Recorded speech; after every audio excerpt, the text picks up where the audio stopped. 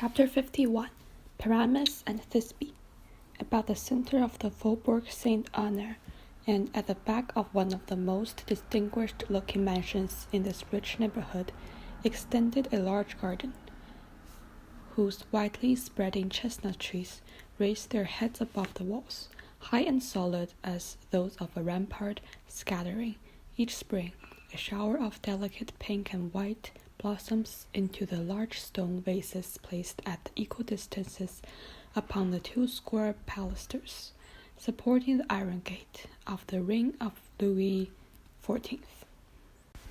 This noble entrance, however, spite of its striking appearance and the graceful effect of the geraniums planted in the 2 vases, as they waved in the wind, their variegated leaves and their scarlet bloom, had fallen into utter disuse, from the period when the proprietors of the hotel, and many years had elapsed since then, had confined themselves to the possession of the hotel with its thickly painted courtyard, opening into the Faubourg Saint-Honore, and the garden shut in by this gate, which formerly communicated with a fine kitchen garden of about an acre in extent. But the demon of speculation having drawn a line, or in other words projected a street, at the extremity of this kitchen garden, and even before the foundations of the said street were dug, its name being dully affixed upon an iron gate at the corner of the situation chosen, it was resolved to sell this kitchen garden and build in the street, which was to rival the Faubourg and Saint-Honore, the great artery of Paris. In matters of speculation, however, though man proposes, yet money disposes, the newly named street died almost in birth, and the purchaser of the kitchen garden, having paid a high price for it, could not resell it for the same sum, yet still clinging to the belief that some future day he should obtain a sum for it that would repay him, not only for his past outlay, but also for the interest upon the capital, contented himself with letting the ground temporarily to some market gardeners, at a yearly rent of 500 francs. Thus, then, as already stated, the iron gate leading into the kitchen garden had been closed up and left to rust, while, to prevent the ignoble diggers and delvers of the ground from presuming to sully with their looks the aristocratical enclosure belonging to the hotel, the gate in question had been boarded up to a height of 6 feet.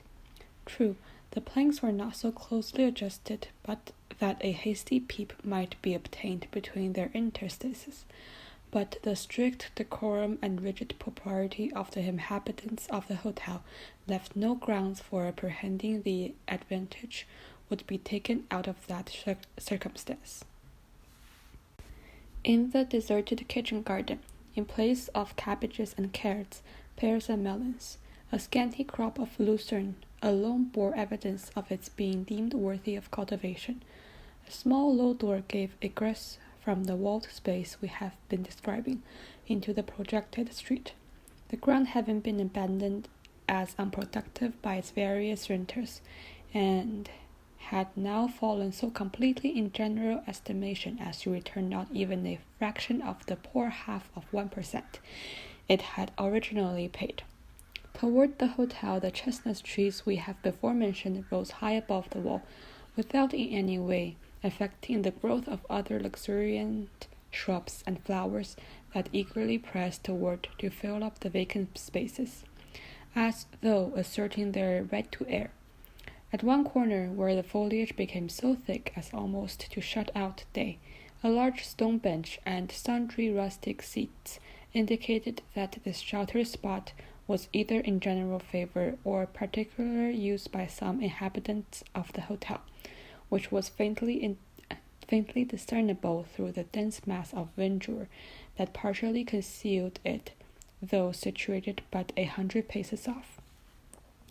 Whoever had selected this retired portion of the grounds was abundantly justified in his choice by the absence of all glare, the cool refreshing shade, the screen it afforded from the scorching rays of the sun that found no entrance there even during the burning days of hottest summer.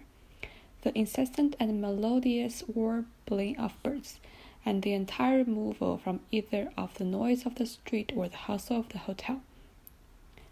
On the evening of one of the warmest days spring had yet bestowed on the inhabitants of Paris, might be seen, negligently thrown upon the stone bench, a book, a parasol, and a work-basket, from which hung a partly embroidered cambric handkerchief, while at a little distance from these articles was a young girl standing close to the iron gate, endeavoring to discern something on the other side by means of the opening in the planks. At that instant, the little side door leading from the waste ground to the street was noiselessly opened, and a tall, powerful young man, dressed in a common grey blouse and a velvet cap, but whose carefully arranged hair, beard, and moustaches, all of the glossiest black, but ill accorded with his plebeian attire, after casting a rapid glance around him in order to assure himself he was unobserved, entered by this door, and carefully closing it after him, proceeded with a hurried step toward the iron gate.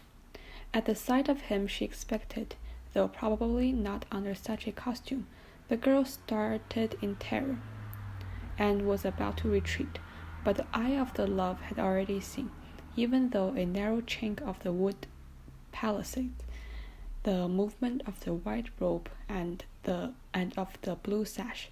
Pressing his lip to the planks, he exclaimed, "Fear nothing, Valentine, it is I."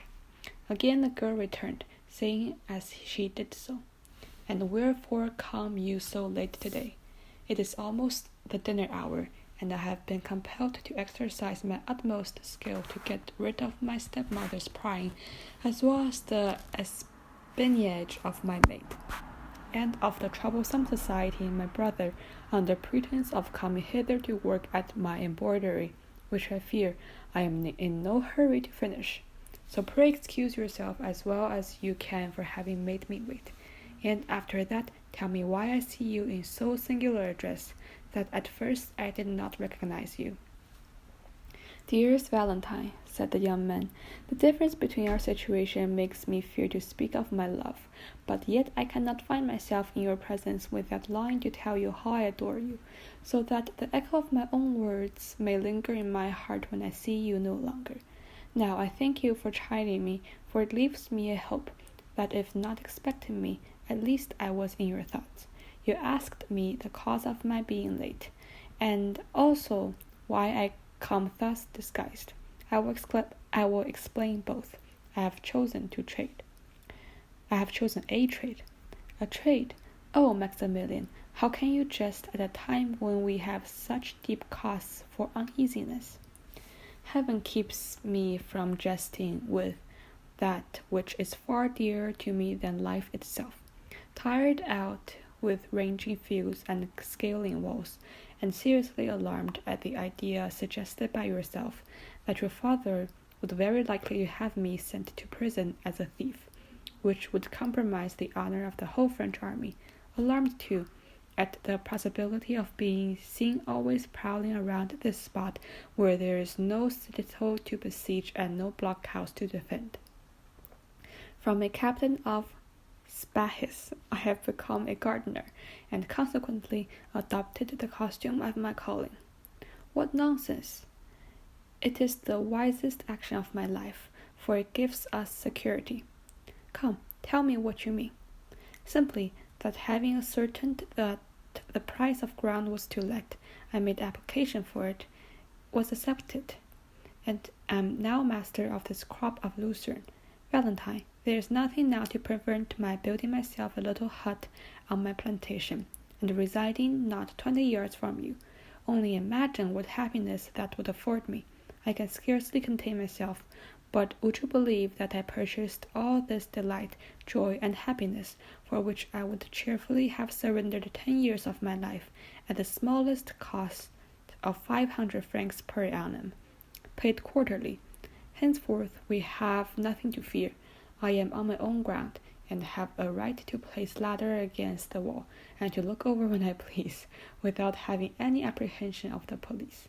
I may also enjoy the privilege of assuring you of my love, unless, indeed, it offends your pride to listen to love from the lips of a poor working man, clad in a blouse and cap. A faint cry of mingled pleasure and surprise escaped from the lips of Valentine, who almost instantly said in a saddened tone, as though some envious cloud darkened the joy which illumined her heart, "Alas, Maximilian, this must not be. We should presume too much on our own strength, and, like others, perhaps, be led astray by our blind confidence in each other's prudence." "How can you say that, dear Valentine? Have I not, from the first blessed hour of our acquaintance, schooled all my words and actions to your sentiments and ideas? And you have, I am sure, the fullest confidence in my honor. When you spoke to me of your experiencing a vague and indefinite sense of coming danger, I placed myself blindly and devotedly at your service, asking no other reward than the pleasure of being useful to you. And I have ever since, by word or look, give you cause of regret for having selected me from the numbers that would willingly have sacrificed their lives for you. You told me, my dear Valentine, that you were engaged to Monsieur d'Épinay, and that your father was resolved upon completing the match, and that from his will there was no appeal. As Monsieur de Villefort was never known to change a determination once formed, I kept in the background, as you wished, waiting not the decision of your heart or my own, but hoping Providence would graciously interpose in our behalf, and order events in our favor. Nevertheless, you love me, Valentine, and you have told me so. Thanks for your kind words. To hear you repeat them from time to time is all I ask, to make me forget all my disquietudes. Oh, Maximilian, that is the very thing that makes you so bold, and which renders me at once so happy and unhappy, that I frequently ask myself which is better for me, the harshness of my stepmother and her blind preference for her own child, or the pleasure I find in our meetings, so fraught with danger to both. I will not admit the word, returned the young man. It is at once cruel and unjust. It is possible to find a more submissive slave than myself. You have permitted me to converse with you from time to time, Valentine, but forbidden my ever following you in your walks or elsewhere. Have I not obeyed? And since I found means to enter this enclosure to exchange a few words with you through this door, or to be close to you without being enabled to obtain a view of your features, have I even solicited to touch the tips of your glove through the bars? Do you think that at my age, and with my strength, this wall that now parts us would keep me from your side one instant, were it not that my respect for your wishes presents an impossible barrier? Never has a complaint or a murmur of your rigor escaped me. I have been bounded by my promises as rigidly as any knight of olden times. Confess that, lest I be tempted to call you unjust. It is true, said Valentine, as she passed the end of her slender fingers through a small opening in the planks, thus permitting her lover to press them with his lips. And you are a true and a faithful friend. But still you acted from motives of self-interest, my dear Maximilian, for you well know that from the moment in which you had manifested an opposite spirit, all would have been ended between us. You promised to bestow on me the friendly affection of a brother. I, who have no friend but yourself upon earth, who am neglected and forgotten by my father, persecuted by my stepmother, and left to the sole companionship of a paralyzed and speechless old man, whose withered hand can no longer press mine, and whose eye alone converse with me, while, doubtless, there still lingers in his heart some tenderness. Oh, how bitter a fate is mine, to serve either as a victim or an enemy to all who are stronger than myself, while my only friend and supporter is but a living corpse. Indeed, Maximilian, I am very miserable, and you are right to love me for myself alone. Dear Valentine, replied the young man, deeply affected, I will not say you are all I love in the world, for I dearly prize my sister and brother-in-law, but my affection for them is calm and tranquil, in no manner resembling what I feel for you. At the mere thought of you, my heart beats more quickly, my blood flows with increased rapidity through my veins, and my breast heaves with tumultuous emotions. But I solemnly promise you to restrain all this ardor, this fervor and intensity of feeling, until you yourself shall require me to render them available in serving or assisting you. Monsieur Franz is not expected to return home for a year to come, I am told. In that time, many favorable and unforeseen chances may befriend us. Let us then hope for the best. Hope is so sweet a comforter. Meanwhile, Valentine, while approaching me with selfishness, think a little what you have been to me, the beautiful but cold resemblance of a marble Venus. What promise of future reward have you made for me for all the submission and obedience I have evinced? None whatever. What granted me? Scarcely more. You tell me of Monsieur Franz d'Épinay, your betrothed lover, and you shrink from the idea of being his wife. But tell me, Valentine, is there no other sorrow in your heart? You see me devoted to you, body and soul. My life, each warm drops that circles round my heart are consecrated to your service. You know full well that my existence is bound up in yours, that were I to lose you, I would not outlive the hour of such crushing misery. Yet you speak with calmness of the prospect of you being the wife of another. Oh, Valentine, were I in your place, and did I feel conscious, as you do, of being worshipped, adored, with such a love as mine, 100 times at least, should I have passed my hand between the iron bars, and said to poor Maximilian, "Take this hand, dearest Maximilian, and believe that, living or dead, I am yours only and forever." The poor girl made no reply, but her lover could plainly hear her sobs and tears. A rapid change took place in the young man's feelings. Dearest Valentine," exclaimed he, "forgive me if I have offended you, and forget the words I spoke as if they have unwittingly caused you pain." "No, Maximilian, I am not offended," answered she, "but do you not see what a helpless being I am, almost a stranger and an outcast in my father's house, where even he is seldom seen, whose will has been broken, from the age of 10 years, beneath the iron rod of my masters, day by day, hour by hour, minute by minute. No person has observed my sufferings, nor have I ever breathed one word on the subject save to yourself. Outwardly, and in the eyes of the world, I am surrounded by kindness and affection, but the reverse is the case.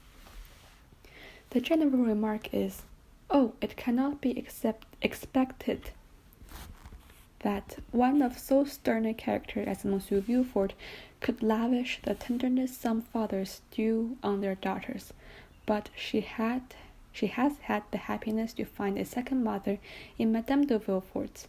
The world, however, is mistaken. My father abandons me from utter indifference, while my stepmother detests me with a hatred so much the more terrible as it is veiled beneath a continual smile." "Hate you, sweet Valentine!" exclaimed the young man. "How is it possible for anyone to do that?" "Alas," replied the weeping girl, "I am obliged to own that her aversion to me arises from a very natural source, her love for her own child, my brother Edward." "But why should it?" "Nay, I know not, but though unwilling to introduce money matters into our conversation, I will say just thus much, that her extreme dislike to me has its origin in mercenary motives, and I much fear she envies me for the fortune I already enjoy in the right of my mother, and which will be more than doubled at the death of Monsieur and Madame Miron, whose sole heiress I am. Alas, how gladly would I exchange the half of this wealth for the happiness of at least sharing my father's love, so that it would obtain me a happy and affectionate home. Poor Valentine! I see to myself as though living a life of bondage, yet at the same time am so conscious of my own weakness that I fear to break the restraint in which I am held, lest I fall utterly powerless and helpless. Then, too, my father is not a person whose orders may be infringed with impunity. Protected as he is by his high position and firmly established reputation, he is all-powerful against me, against you, even against his king. Dear Maximilian, I assure you that I attempt not to resist, more on your account than my own, for I would not peril your safety. But wherefore, Valentine, do you view everything through so gloomy a medium? Why picture the future so fraught with evil? Because I judge it from the past. Still, consider that although I may not be, strictly speaking, what is termed an illustrious match for you, I am, for many reasons, not altogether so much beneath your alliance. The days when there were two Frances in France existed no longer, and the first families of the monarchy have intermarried with those of the empire. The aristocracy of the lands has allied itself with the nobility of the canon. Now I belong to this last named class, and my prospect of military preferment are encouraging. My fortune, though small, is unfettered, and the memory of my late father respected in our country, Valentine, as that of the most upright and honorable merchant of the city. I say our country because you were born not far from Marseille. Name not Marseille, I beseech you, Maximilian. That one word brings back my mother to my recollection, my angel mother, whom all regret, who after watching over her child during the brief period allotted to her in this world, now I hope, watches over her from the eternal adobe on high. Ah, were she still living, we need fear nothing, Maximilian, for I would confide our love to her, and she would aid and protect us. I fear, Valentine, replied the lover, that were she living, I should never have had the happiness of knowing you. You would then have been too happy to have stopped from your grandeur to bestow a thought on me. Is it you who are unjust now, Maximilian? Cried Valentine. But there is one thing I wish to know. And what is that? Inquired the young man, perceiving that Valentine hesitated and seemed at a loss how to proceed. Tell me truly, Maximilian, whether in former days, when our fathers dwelt at Marseille, there ever existed any misunderstanding between them. Not that I am at all aware of, replied the young man, unless it rose from your father being a zealous partisan of the Bourbons, while mine was wholly devoted to the emperor. Dearest, why do you ask? I will tell you, replied his companion, for it is but right you should know all. Then I must begin by referring to the day when your being made an officer of the Legion of Honor was publicly announced in the papers. We were all sitting in the apartments of my grandfather, Monsieur Nortier. Monsieur Danglars was there also. You recollect Monsieur Danglars, do you not, Maximilian, the banker, whose horses ran away with my stepmother and little brother, and they very nearly killed them? While the rest of the company were discussing the approaching marriage of Mademoiselle Danglars, I was occupied in reading the paper aloud to my grandfather. But when I came to the paragraph concerning you, although I had already read it, you know you had told me all about it the previous evening, I felt so happy and yet so nervous at the idea of pronouncing your name aloud, that I should have passed it over, but for the fear that my so doing might create suspicion as to my silence, so I summoned all my courage and read it. Dear Valentine, well, would you believe it? Directly my father caught the sound of her name, he turned around quite hastily, and, like a poor silly thing, I was so persuaded that everyone must be as much affected as myself by the utterance of your name, that I was not surprised to see my father tremble. But I even thought, though that surely must have been a mistake, that Monsieur Danglars underwent a similar emotion. Morale, cried my father, stop a bit. Then, knitting his brow into a deep frown, he added, surely this cannot be one of the Morale family who lived at Marseille, and who gave us so much trouble from their being such violent Bonapartists. I mean about the year 1815. I fancy, replied Monsieur Danglars, "that he is the son of the large ship-owner there." "Indeed," answered Maximilian. "And what said your father then, Valentine?" "Oh, such a dreadful thing! I dare not repeat it." "Still," said the young man, "say, what was it?" "Ah," continued my father, still frowning severely, "their idolized emperor treated these madmen as they deserved. He called them food for cannon, which was precisely as they were good for, and I am delighted to see that the present government have adopted this salutary principle with vigor. If Algiers were good for nothing else, I would congratulate the government, although it costs us dear." "The sentiments were somewhat unfeeling," said Maximilian. "But do not blush, Valentine, for my father was not a jot behind yours in his expressions. Why," said he, "does not the emperor, who has devised so many clever things, from a regiment of lawyers, judges, and legal practitioners, sending them in the hottest fire? You see, Valentine, that for mildness of expression and imaginative benefits there is not much to choose between the parties.